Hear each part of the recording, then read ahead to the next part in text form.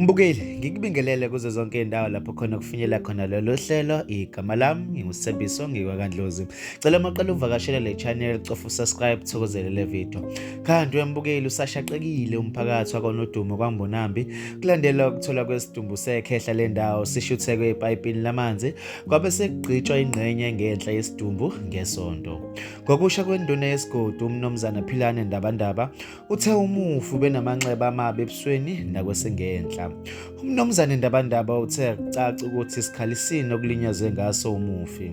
Uthe kusolakala ukuthi ulinyazwe ngomgqibelo ebusuku ephuma komunye umuzi obunomcimbi endaweni.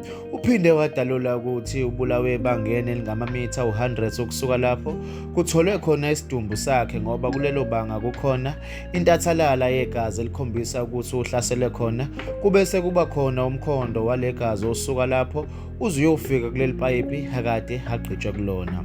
UNdabandaba uphinde waveza ukuthi uvuswe abesilisa ababili bendawo abambizele endaweni yesigameko entathakusa ngesonto. Umphakathi ushaqeke wonke ngoba uGumede ube uhlobo oluthandwa yiwo wonke umuntu endaweni. Ududekile uma usuthola ukuthi uGumede ubulawe ngesihluku esinje. Okhulumela amaphoyisa kwaZulu Natal uLieutenant Colonel Nqobile Gwala uthe kuvulwe icala lokubulala esiteshini samaphoyisa kwaMbonambi ukuba liphenywe. Mbukeli, ngicela uveze uvo lakho kwi-comment section mayelana nalolu daba. Ngizokubona kwenye video elandelayo. Sale kahle.